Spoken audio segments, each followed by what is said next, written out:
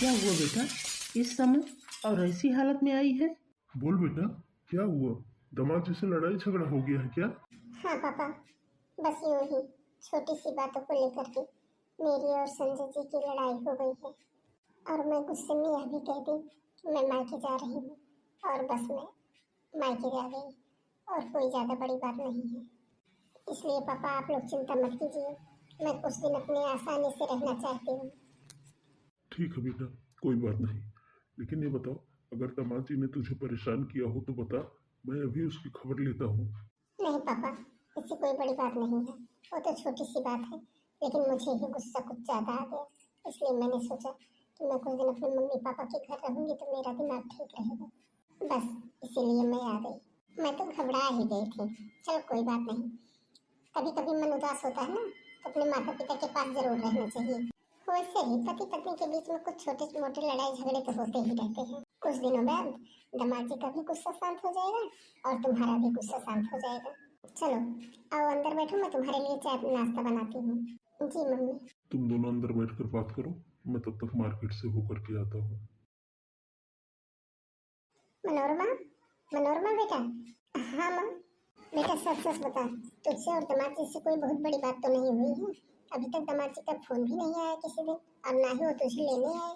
नहीं माँ, ऐसी बात नहीं है। और मैंने ही कह रखा था कि मेरी मर्जी होगी तो मैं उन्हें फोन करके बुला लूंगी और मुझे परेशान ना करें। शायद इसीलिए उन्होंने फोन ना किया होगा।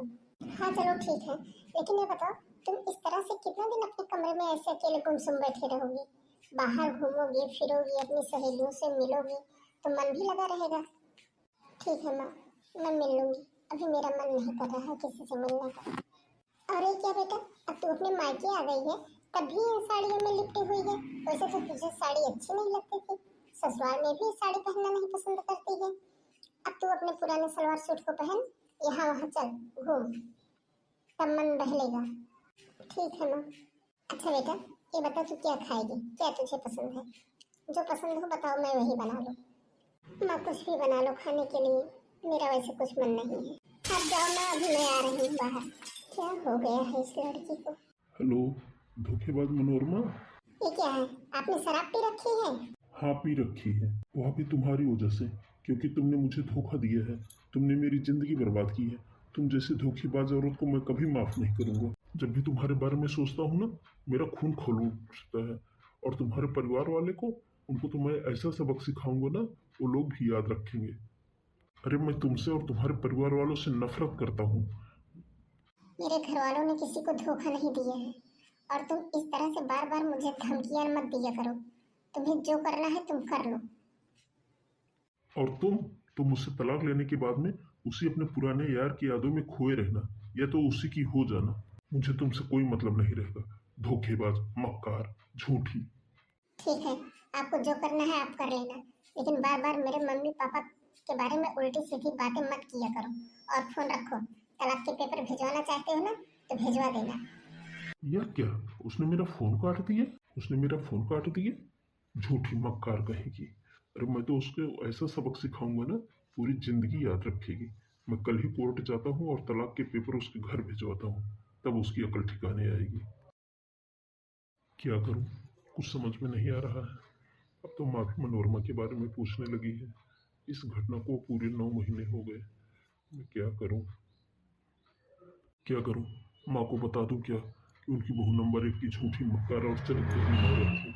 इसलिए मैंने उससे अपने सारे नाते रिश्तेदारी खत्म कर लिए। हाय संजय। अरे हाय अनीस, हाय यार मेरे दोस्त, और बताओ कैसे हो? अरे यार, ये क्या सरप्राइज दिया तुमने। तुमने मुझे पहले नहीं बताया। और बताओ, भाभी जी कहाँ है? मायके हैं क्या जो तू अकेले आ गया है यहाँ? मैं तुझे अपनी नाराजगी जताने आया हूँ। ये बता, तू मेरी शादी में क्यों नहीं आया? तुझे शादी में आने के लिए मैंने कितना फोन किया, लेकिन तू तो पता नहीं किस दुनिया में रहता है कि फोन ही मेरे नहीं रिसीव किए। तुझे तो जैसे कोई शौक ही नहीं रह गया है। मुझे तेरे ऊपर बहुत ज्यादा गुस्सा आ रही है। मन करता तेरी जान ले लूं मैं। पहले आ तू बैठ, तेरे लिए तो मेरी जान भी हाजिर है। रहने दे, दोस्ती इतनी प्यारी होती ना तो तू मेरी शादी में जरूर रहता। अरे सॉरी मेरे दोस्त, वो क्या है ना, वो ऐसा है। वो मैं अब न कर। तू आना चाहता तो आ जाता, लेकिन तू आना ही नहीं चाहा। अब ये बता, भाभी कहाँ है? अरे ये सब छोड़ना यार, पहले आप बैठ, मैं सब बताता हूँ। अरे नेहा कहाँ रह गई? नेहा, क्या हुआ? भाभी जी भी साथ में आई है क्या? नमस्ते भैया।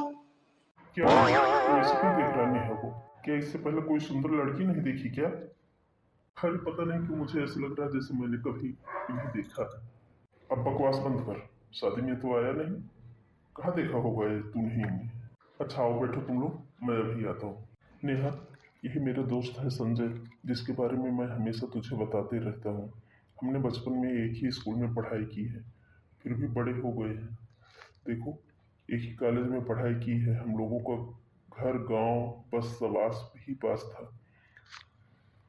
इतना जानो ना कि हम लोग लंगोटिया यार थे। अब बता, भाभी कहाँ है? अरे वो तो अपने मायके गई हुई है। ऐसा है, तुम लोग बैठो, मैं चाय बना के लेके आता हूँ। अरे नहीं नहीं भैया, आप लोग बैठिए, बात करिए, मैं चाय बना के लेके आती हूँ। और बता, सब ठीक तो चल रहा है ना? हाँ सब ठीक चल रहा है। वो तेरी की, अब मुझे याद आया, मैंने भाभी जी को कहाँ देखा था? तूने देखा था? हाँ देख यार, बुरा मत मानना, लेकिन भाभी जी ना, भाभी अच्छी लड़की नहीं है। तूने गलत जगह शादी कर ली है। अभी तू पागल तो नहीं हो गया है? क्या बकवास कर रहा है? सच कह रहा हूँ यार, कुछ दिनों पहले मैंने भाभी जी को एक लड़के के साथ में एक रेस्टोरेंट में देखा था। हाँ तो ये कौन सी बड़ी बात है? क्या किसी से मिलना, शादी से पहले किसी से अफेयर रखना कोई बहुत बड़ी बात है क्या? या शादी से पहले तेरा किसी से अफेयर नहीं था क्या? मेरा अफेयर नहीं था क्या? कौन सा दूध का धुला है तू? अरे शादी के पहले जो हुआ सो हुआ। गलत तो तब होता जब शादी के बाद भी हम अपने पति पत्नी के प्रति ईमानदार नहीं होते और अपने पुराने रिश्ते में फंसे होते। अबे तू क्या बोल रहा है? मतलब सब कुछ जानते हुए भी तू अपनी पत्नी के साथ खुश रह सकता है? हाँ तो इसमें समस्या ही क्या है? वह भी तो हमारी ही तरह एक इंसान है। शादी के पहले वो भी किसी को पसंद करती रही होगी, या उसके जीवन में कोई और रहा होगा। यह तो मेरे नज़रिए में कोई बहुत बड़ी बात नहीं है, लेकिन शादी के बाद वह मेरे प्रति ईमानदार है और मैं उसके साथ ईमानदार हूँ। हमने सारे रिश्ते जो कुछ भी पहले हुआ था वो सब भुला करके अब हम दोनों शादी के बंधन में बंध चुके हैं। अब हम दोनों को एक दूसरे के प्रति ईमानदार रहना चाहिए। देखो, वो भी सारे रिश्ते नाते बड़े खुशी खुशी के साथ निभा रही है, मुझे इससे ज्यादा और क्या चाहिए? देख भाई, तू नहीं समझ रहा है, हम लड़के हैं, हमारा सब कुछ चलता है, लेकिन लड़कियों का यह शोभा नहीं देता है। अबे तू बेवकूफ है क्या? हम लड़कों का सब कुछ चल जाता है, तो हम लड़कों को चलाने के लिए कोई लड़की की ही जरूरत होती है ना। जैसे शादी के पहले लड़कों के लिए यह सब कॉमन है, वैसे लड़कियों के लिए भी यह सब कॉमन है। और दोनों के लिए तू अलग अलग नजरिए बता रहा है। वैसे भी मैं नेहा के बारे में सब जानता हूँ। नेहा ने मुझे सब कुछ बताया था कि वह शादी के पहले किसी देवस नाम की लड़के को पसंद करती थी, लेकिन माता पिता को यह रिश्ता मंजूर नहीं था, इसलिए उनके साथ उसके माता पिता ने शादी नहीं की। तो अब इसमें कौन सी बहुत बड़ी बात है यार? अरे मैं भी तो शिवानी से प्यार करता था, किसी वजह से उससे शादी नहीं कर पाया।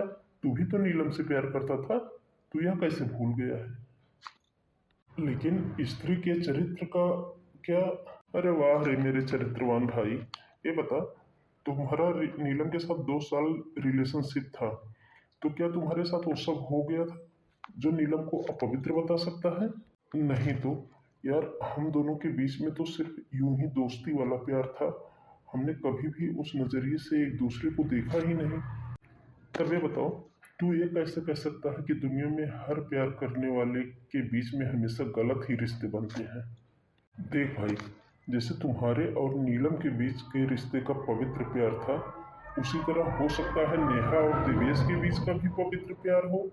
और एक चीज मैं जानता हूँ, हो या ना हो, मुझे इससे कोई मतलब नहीं है। बस मैं इतना जानता हूँ कि आज मेरे साथ मेरी पत्नी नेहा बहुत खुश है और मैं भी नेहा के साथ खुश हूँ।